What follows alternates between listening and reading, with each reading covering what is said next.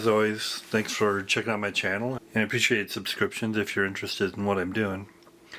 Today I'll be looking at a more modern sci-fi game. It's Fallen Land, a post-apocalyptic board game, 2nd edition.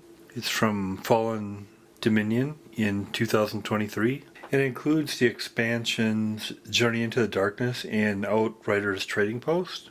Kind of a bigger box here. Nice modern art. Definitely gives you a sense of the post-apocalyptic scene going on there, kind of surviving in the aftermath. Age 14 plus, 1 to 6 players, about 1 hour per player. It's about 15 by 9 3/4 by 5.5. I'm liking the art. It's kind of old school, kind of enhanced comic book art to it. A little description on the back here. Fallen Land is a thematic, story-driven board game for 1 to 6 players, set in the ruinous aftermath of a post-apocalyptic America. It combines the elements of a strategy board game with card building and role-playing in a unique sandbox-style environment. In this world gone mad, players must adapt to the ever-changing variables. You are the leader of a faction of survivors competing against others for primacy. Assign your characters to a party and equip them before sending them out to explore the waste, claim resources, and actualize your agenda. You will need to build and manage your town, protect your citizens, and capture resources. Looks like a lot of fun. We'll look at the components.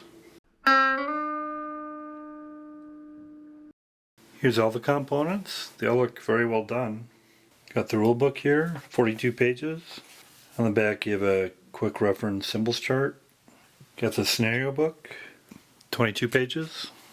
Scenarios are the Wrecking Ball Run, which is competitive, it's 1 to 7 players. Trailblazers, competitive, 1 to 4 players. Sigma Bunker Hunt, 1 to 3 players, competitive. Pandemic, 1 to 6 players, cooperative. Mercenary Rebellion, 1 to 4 players, cooperative.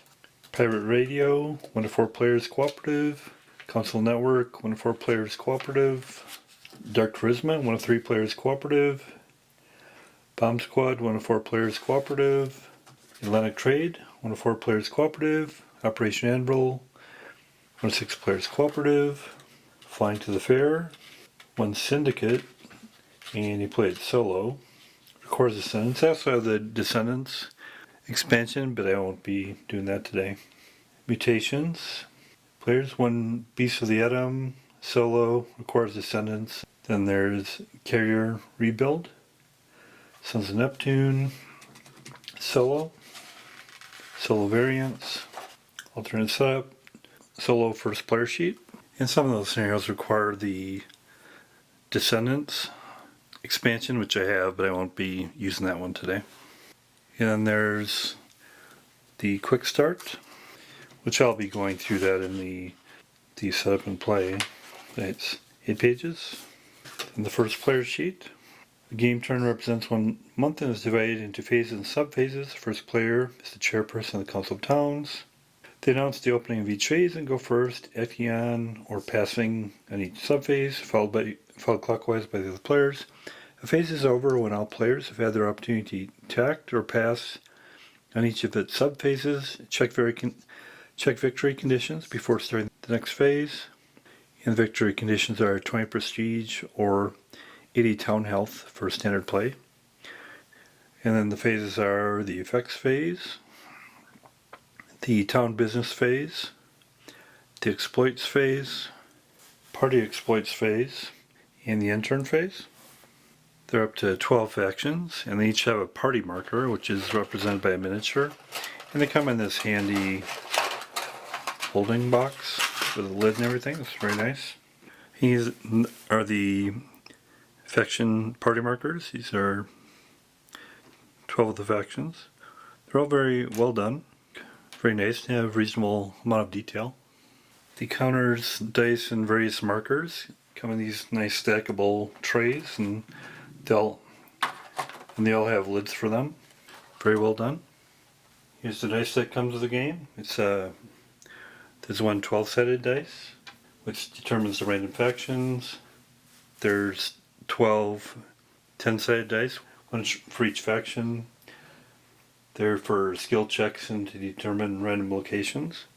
And then there's 6 6-sided dice, which are rolled to calculate party movement, fight rolls, and damage dealt. They're also used for healing and to determine random character crowns. There's 12 town play mats, one for each of the 12 factions.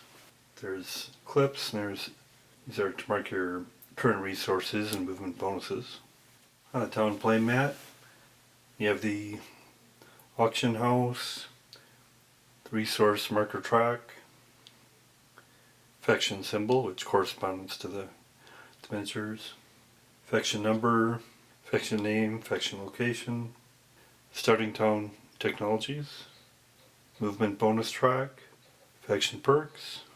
For instance, for the Coalition of the Black Angel, Combat Medic, begin the game with the Paramedic Medkit.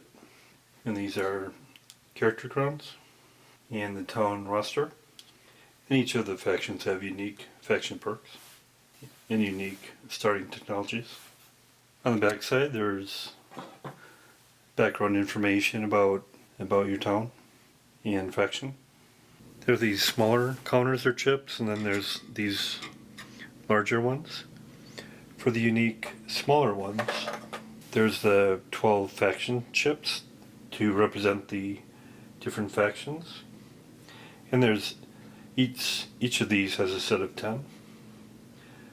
Use them to track victory conditions and mark their town play mats and owned resources. Town defense chips.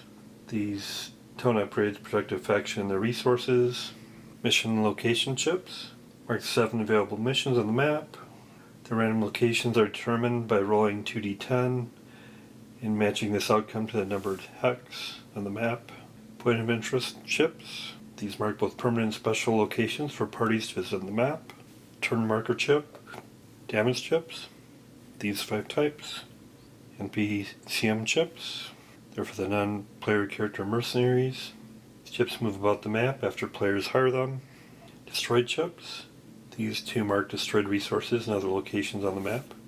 And some of these have different items on the back. For instance, this has a damage on one side and then destroyed on the other. Salvage coins chips. These have 1, 3, 5, and 10. The currency in Fallen Land is salvage coins. These represent commodities. 1 simulates a handful of ammo. 10 is some gallons of fuel. The larger chips or counters, there's 54 technology chips. A couple examples here. Town technology chips. Upgrade a player's faction in town. There are 9 unique techs and their bonus or ability. Each one is available in Tier 1 silver or Tier 2 gold. So see the silver side from the marketplace and then the gold side. Then there's the weak penalty chips. These chips are assigned to the players for penalties that delay a party or during the party exploits phase for deeds that extend their 4 weeks. Values of week 1 delay or weeks 2 delay. The game has several decks of cards. There's 6 turn order cards, 2-sided to show just a reference of the turn order. Then there's the character cards. There's 95 of these. List base skills, stats, special abilities, spoils. There's 194 of those. Items that can be equipped to characters and vehicles. Most grant skill bonuses that increase base skills. Mission cards, 75 of these. Draw from the deck. Draw from this deck when the party occupies a numbered hex marked with a mission location chip. These cards are complex storylines vital to a player's faction or the Council of Towns. There's 75 mission cards. Action cards, 184 of these. They modify the gameplay and storylines. Planes and counter cards, 103 of these. Draw from this deck when the party is in a plane's hex. Stories contain simple dangers and rewards. Mount and counter cards. There's 82 mount and counter cards. City red and counter cards, 84 of these. On the character cards, some have a master designation. If they have a master on the title, one of their 6 base skills is a 10, and this one isn't a master. And you have the name, occupation, overview and unique abilities, character links, link bonus, health status, psychological stat, and these are abilities down here. The combat ability, survival ability, diplomacy, mechanical, technical ability, medical ability, and then here's the carrying capacity. Then on the spoils card, you have the spoils category, in this case equipment book, overview and unique abilities. There's a special ability, it's here, salvage coin value, carrying cost or bonus. These are skill bonuses. You add these to your base skills to combine for total skill, support, combat, and skill checks. Same categories: combat, survival, diplomacy, mechanical. In this case, there's a bonus there. Technical, it's a bonus in this one. Medical doesn't have a bonus. And here's the map. It's board mounted. It's about 27 by 18. Actually, it looks kind of old school, which I appreciate. It's very functional. You have a key here of the factions. The one after that, got the town health track down here. When you begin here, it goes all the way up to 79 in a win.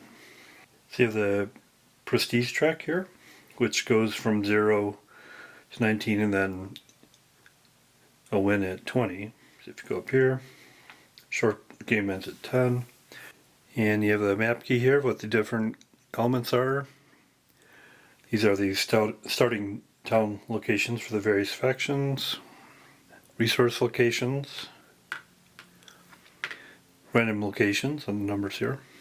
These are plains hexes, cost 1 movement, mountain hexes, cost 2 movement, city hexes, cost 3 movement, radiation hexes, cost 3 movement, and take 1 radiation damage.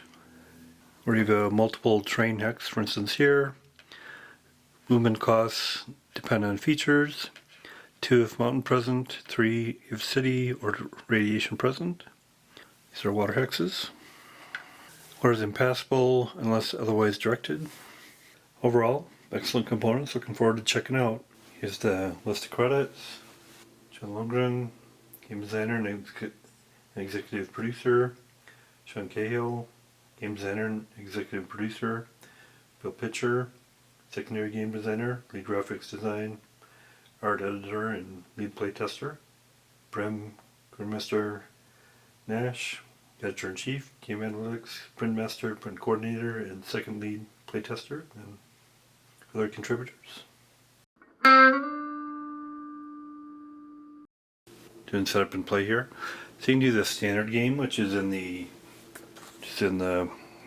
rule book, or you can do the scenarios that are in the scenario book. And I'll be doing the standard game for, I'll do it with 2 players, and I'll go by what's stated in the quick start guide here. Set out the chip trays, shuffle each deck of cards, then you flip the top card of each deck to start their discard piles up here. For the card piles, you have the plains, mountain, city rad, action, spoils, mission, and character. Place mission chips. Roll 2d10 for number hex on the map and place numbered mission chip on that hex. Repeat this process for all 7 mission chips. Re-roll off duplicates. 37.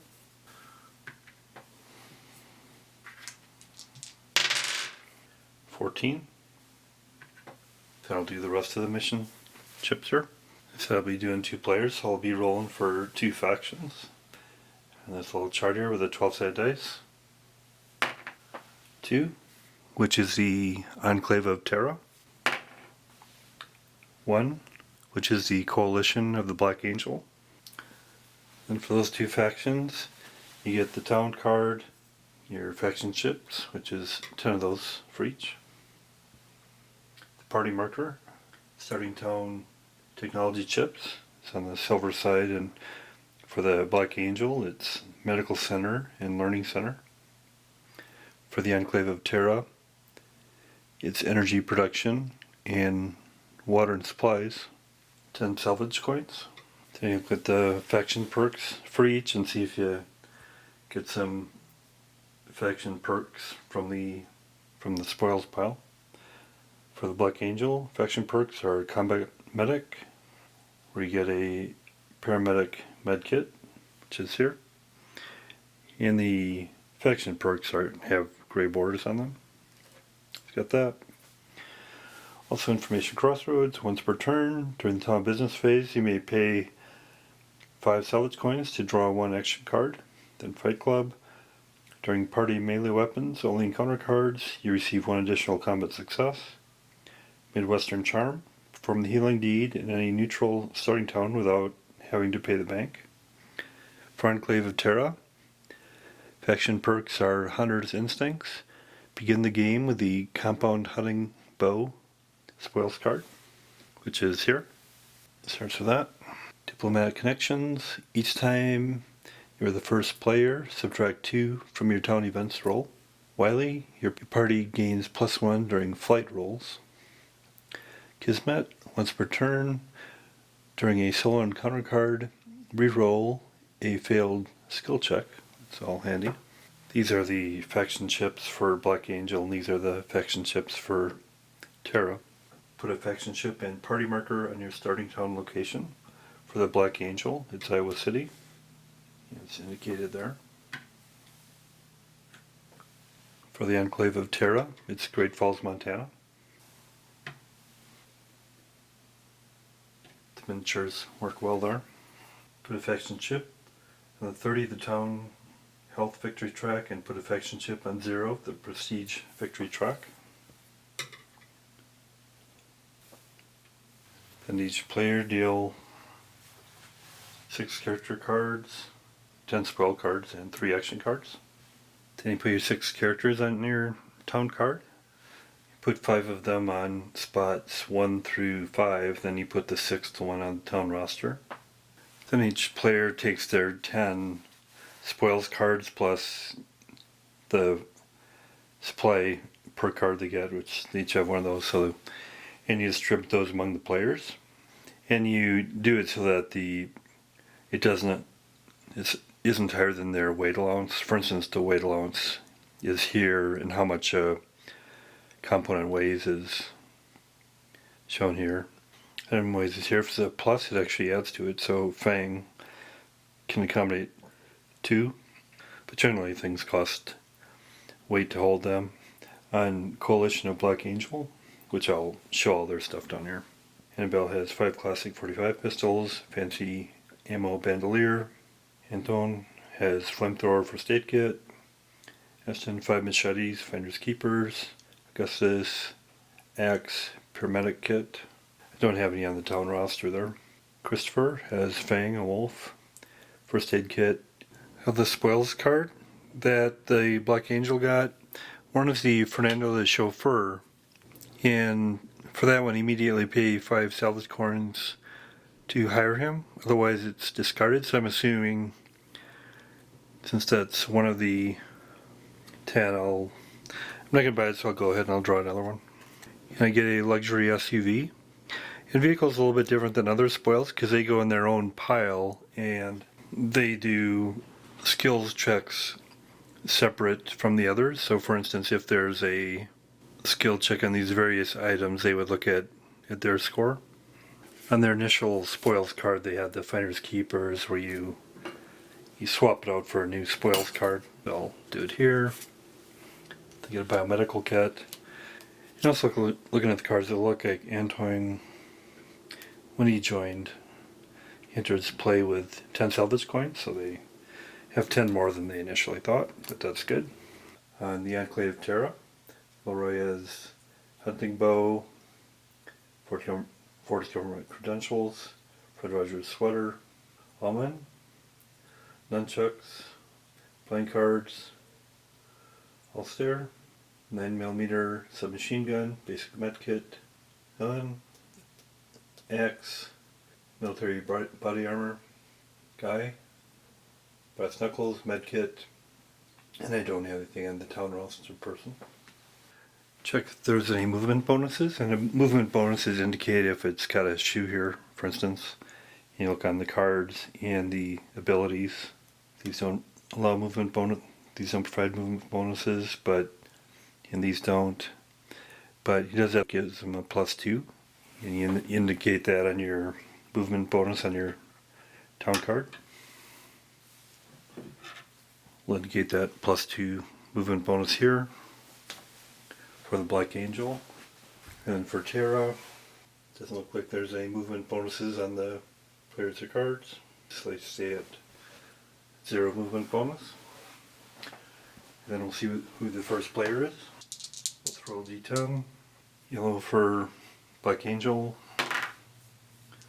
Blue for Terra. Terra will be the first player. And Terra will reference the first player sheet. Put the turn marker on the one spot in the town health track. That's set up, then we'll start the first turn with Terra going first. And a lot of this game is skill checks. And the way you do skill checks, you look at the different types of skills. The event cards will typically say what skill check you're doing, then how many successes you need. And the number of successes is of your active characters, how many of those are successful. And then the target number is your total score. And if your total score is 10 or more, you get an automatic success at 10, and then the remainder is what you would roll for a second success. So for instance, if you're doing a skill check and your total of all these in a certain category is 12, for instance, you would automatically get a success for the first 10. But then on the second success, you would need to roll 2 or less. And then you total the number of successes to see if you succeeded that skill check. So we'll go through a couple turns here to see how it plays. And the first player is the Black Angel. First you do Resolve.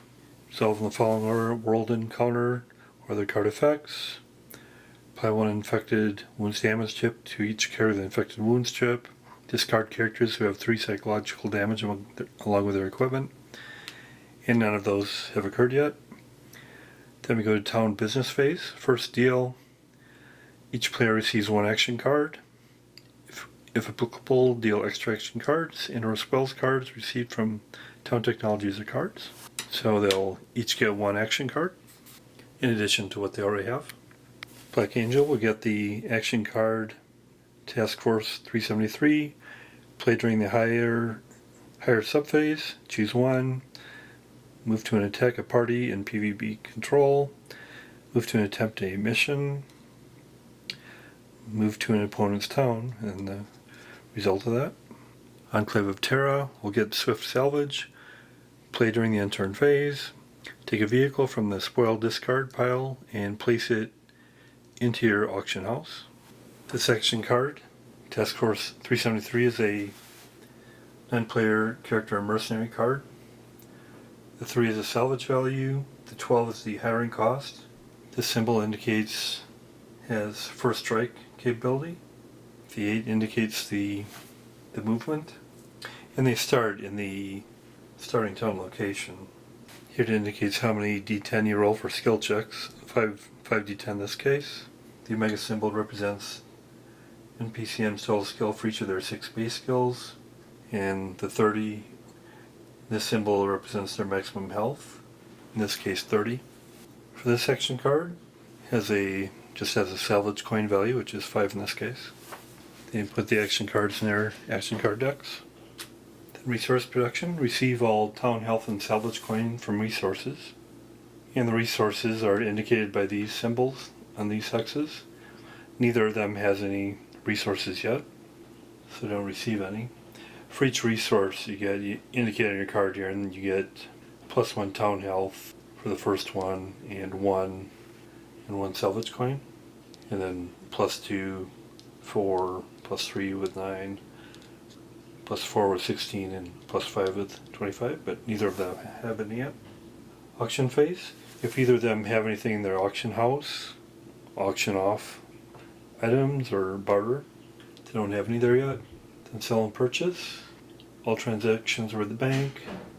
You can sell spoils and action cards, the salvage coin value, sell town technologies for 25 salvage coins, sell town defense chips for 10 salvage coins. For purchase, you may buy one Tier 1 town technology or upgrade existing one to Tier 2, or players may buy one town defense chip. And then you can also hire NPCMs and declare their listed assignment to all players.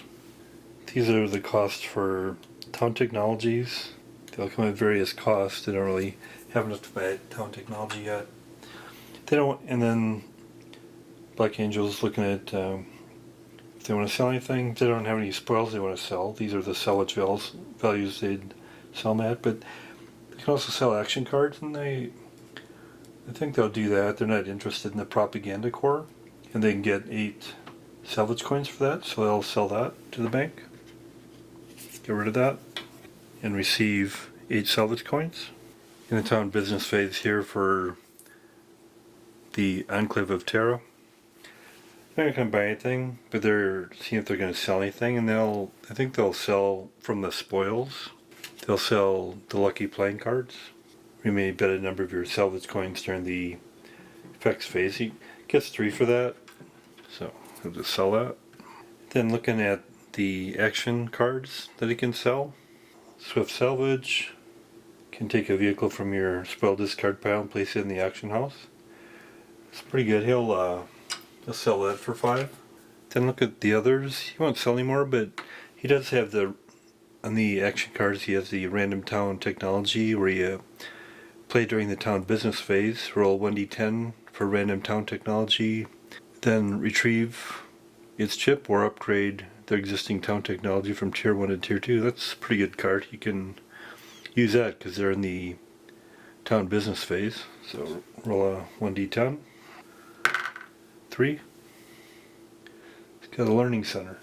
That's very nice. Gives them 1 automatic success on diplomacy skill checks. And he already has the water and supplies, which gives him a success on survival and energy production, which gives him 1 success on technical skill. Nobody's hiring any NPCMs.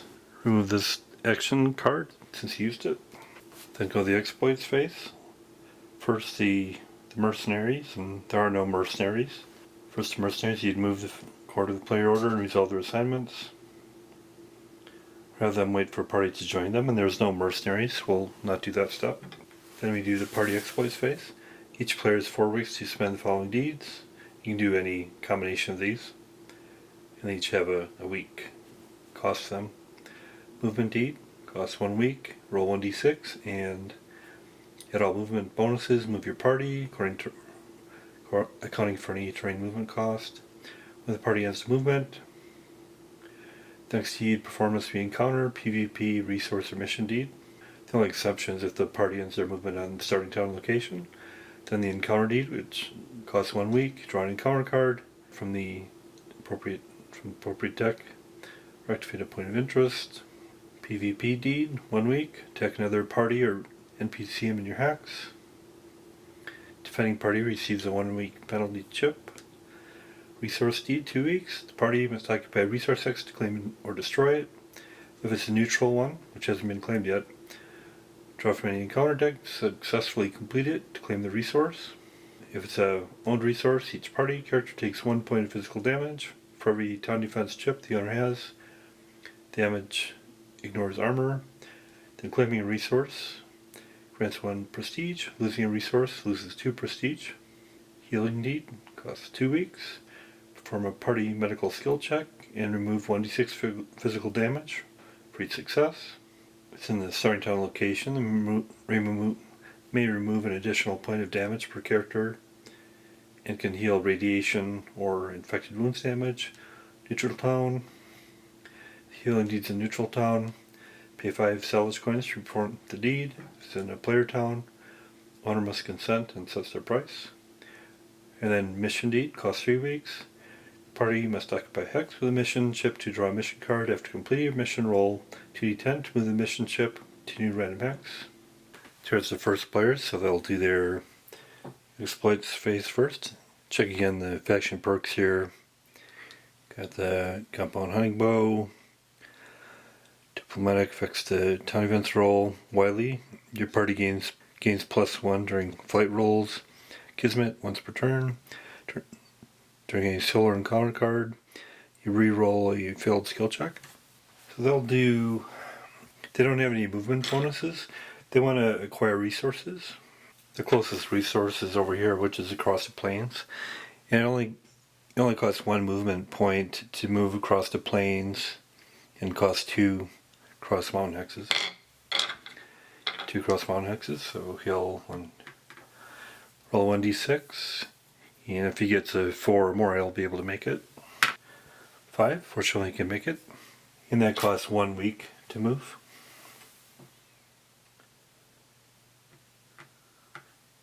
There's a resource, and he wants to do a resource deed to get that resource. It's a neutral resource because nobody owns it yet. So you draw from the encounter deck. It says draw from any encounter deck, but since he's on plains, I'll choose to draw the plains encounter. Plague area. This land here is the epitome of despair. Terrible sickness grips the soil. The flora and fauna that once thrived here have been reduced to sickly, broken husks. When you have an encounter, you have the option of doing a flight option to basically get away from it. If you do that, you roll a 1d6 and add the number of the movement, the bonus movement. If it exceeds the highest combat skill check on the card, the encounter is discarded. Skill checks here are for survival or medical skill, but he's not going to do a flight. This is the salvage that you automatically get then, as long as you don't flight. You'll get 3 salvage. To succeed, you need 3 successful survival checks and 4 successful medical skill checks.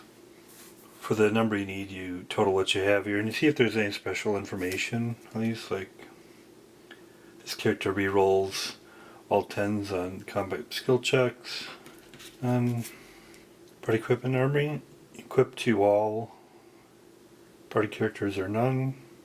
May not be used with other armor or clothing. Spoils cards.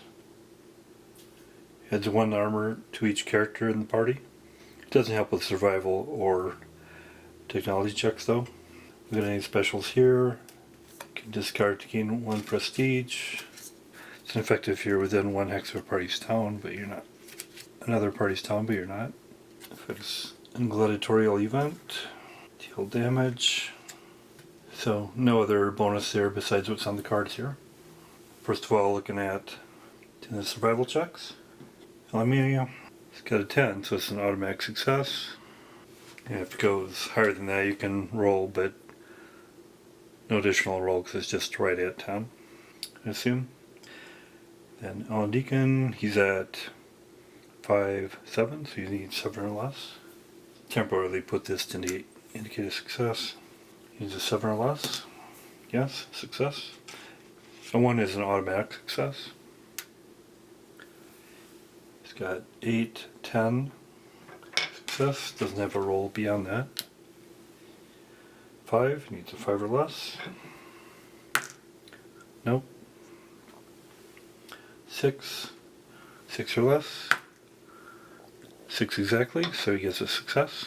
For both the ones where there was a 10, if there was a remainder above, for instance, if they had an 11, they would get 1 automatic success, and then if they rolled a 1, they'd get another, but since it's right at 10, they don't do another roll. They required 3 successes, they got 4 on survival, so that's a success. And then we check see if the medical skill check is successful. Almia needs a 4 or less. Nope. Ellen needs a 5 or less. Yes. Needs a 5 or less. Yes. Need a total of 4, so need the others to be successful. 8 or less. Yes. 8 or less. 1's automatic success. So the medical check was also successful, and therefore gain 1 action card. which is survival instincts.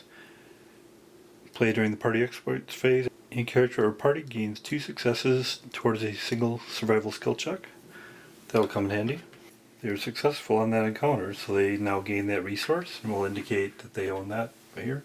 Since they have that resource now, indicate that on the track. And every turn they gain 1 down health and 1 salvage value. They have one of their 4 weeks remaining, and they'll do movement.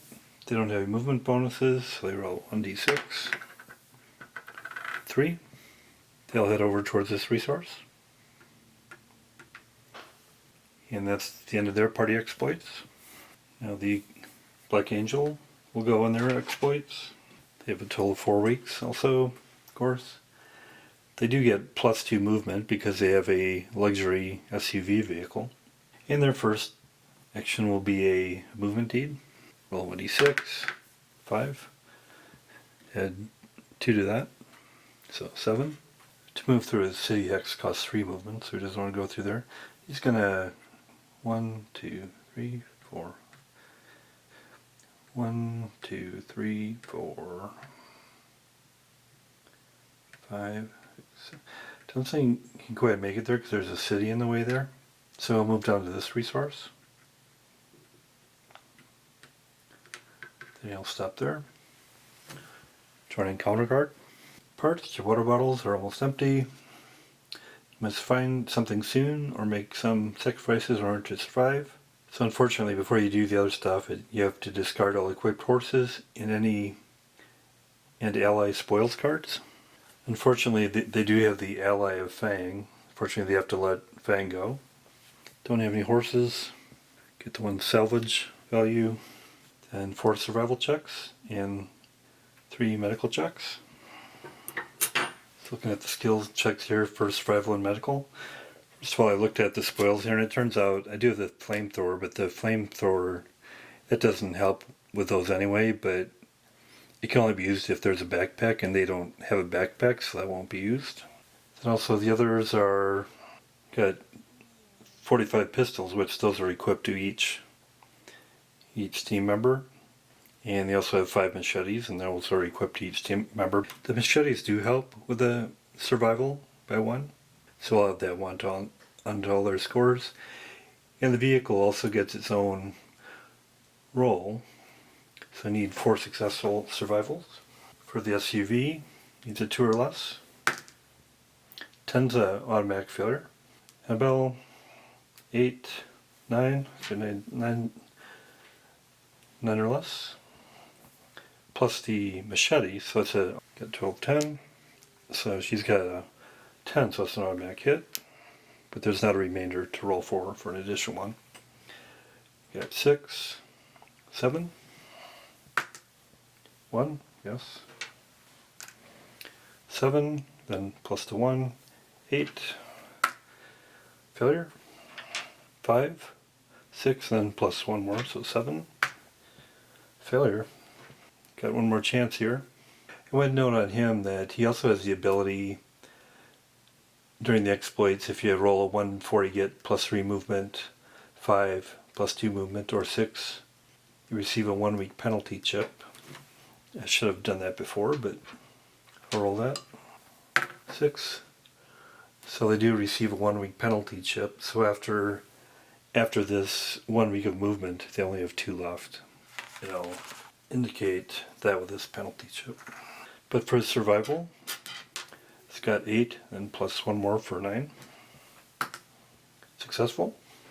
So they have only 3 successes on survival, so they've failed that.